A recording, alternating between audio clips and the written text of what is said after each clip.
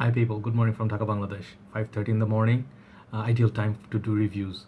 Yes, I'm feeling a little bit better. Thanks for all your good wishes and warm wishes. Basically, it really means a lot. And welcome to all the new members who actually click sub.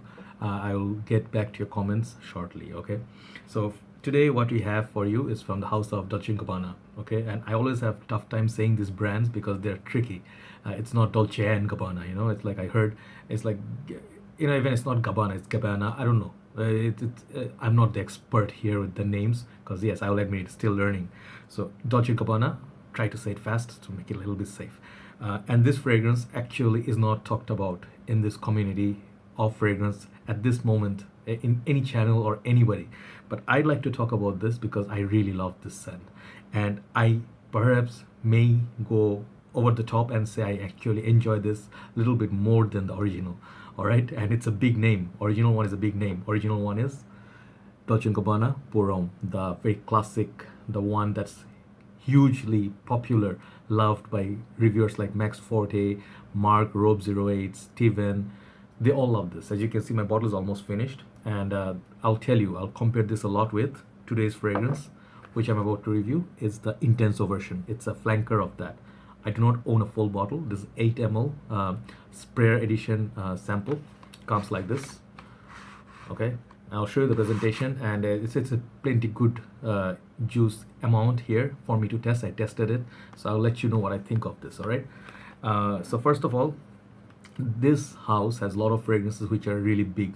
The one line especially, it's hugely popular. One EDT, EDP, the sport, one gentleman, Arab, like what? There's another one that I think it's called exclusive edition. This one, the Arabian Nights or something like that. Forgot the name. Special edition anyway. So these are all big names, and they're really popular. The Puram line, it's like not really that popular among everybody. This is a very sort of a masculine, I would say, very mature scent. Very mature gentleman would only appreciate this fragrance, which I couldn't wait for. I gave it to my dad, and he finished up the whole bottle of 75 ml of this. All right, this is a smaller bottle. I don't think I'll repurchase this, even if the sticker version even smells remotely like this. No, it's too mature for me. So let's look at this fragrance and compare it a little bit with the original, and I'll tell you why I love this one more than the original. So the packaging here, it continues with, you'll see the main picture in the opening, but it still has, in this smaller packaging, it has the velvety texture, which is very pretty and posh. The whole line does that. Okay, it says Intenso, Dolce&Gabbana, and this is EDP concentration. Okay, and there it says 8 ml here. Very nice touch. It feels like a nice pouch sort of at the back. Some more information. These are made in Italy, I think. Oh, this is made in UK version. Okay, and batch code is here. Nothing much here apart from that, but I really like how the presentation comes pretty cool, if you ask me. Bottle lays there like this. Okay, pretty much sure the name will pop up here. If you see it like this, it's supposed to come like that. All right, so I take out the bottle. Nice sort of presentation, and here is your smaller bottle. The whole bottle color, actually the main bottle will look something like that, the original Puram, but the color combination would be like dark, very up class. Okay, it says Intenso in golden, as well as Dolce&Gabbana and EDP. There's the cap. You take it out. Here is a small sprayer. Okay, and let's spray this. Okay, I have something in my hand. I'm testing few fragrances. Yeah.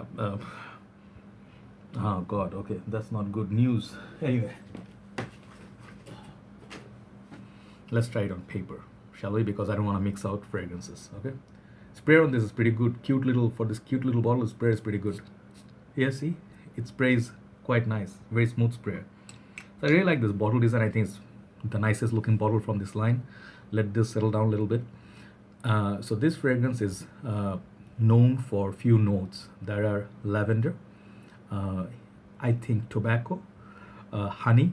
Sometimes I heard people say maybe a hay note. I'm not sure if they talked about it or not. Also got some patchouli, as well as some sandalwood, some green herbal. So that's sort of like herbaceous, sort of like your what do you call, the floral. You can say that kind of a fragrance for most probably winter season they targeted. But when I sniff it, this fragrance to me first thing smells like it's not a winter fragrance because it doesn't smell that strong, to be honest. And it is a, I would say, a blessing in a disguise because this stuff, the elder brother of this one, the original, it's a potent fragrance. Okay, even after reformulation, you see the non-sticker version, which is the more up class one compared to this. This one is also not bad performance wise. It's really, really strong.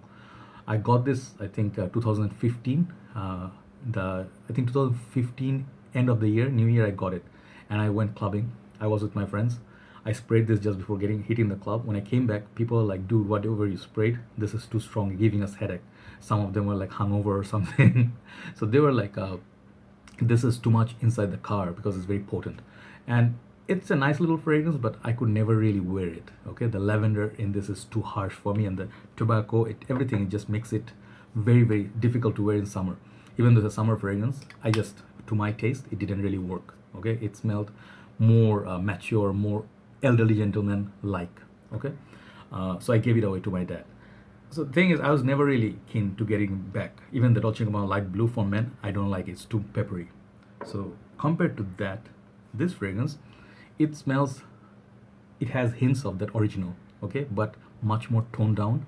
They upped up, I think, a little bit more sweetness. I think it comes from the honey and a little bit the tobacco. It's sort of like a dreamy, not Versace the Dreamer quite that tobacco, but it has a sweet tobacco tone to it, and it makes it very, very versatile. I think you can wear this somewhere when the weather is not extremely hot or extremely cold, and it's a bit more versatile. It appeals to, I think it will appeal to more younger generation than the older generation. This is a really easy wear, and it's really lovable. Many people I saw in Bangladesh love this fragrance. They have it. They don't understand why it didn't get so much hype. Many reviewers said this is not. This is like a failure. Like this, gave it a thumbs down. I'm gonna say I like this over the original one. It's just my preference. I'm not disrespecting anybody. I respect everybody's nose, everybody's choice, but I didn't quite see what is the huge hype with the Dolce & Gabbana, the one Puram. I mean, not the one, the Puram. This, according to me, smell-wise, this is better than this. Okay, just my opinion. Please bear with me. Okay, and I think this would be like great office scent. It does have nice lasting power. It smells more transparent version of that. It smells like by the seaside. You get a little bit of that sea breeze air. Imagine like nice weather. You are like climbing up in the mountains. You know, like you can see the ocean view in front of you, and it's really breezy. You know, it doesn't have a salty accord, but smells like breeze. You know, like a fresh spring, sort of like cool breeze. It's somewhere like maybe you're getting hints of whiffs of winter coming somewhere, you know, and you can really wear this. It has this velvety texture to it, like just like the box, you know. If you can imagine this texture, it has that feel of that cozy sort of lavender. I think that's where it's coming from. So the lavender, tobacco, honey, but not so much as honey, but many other fragrances have very distinctive honey note.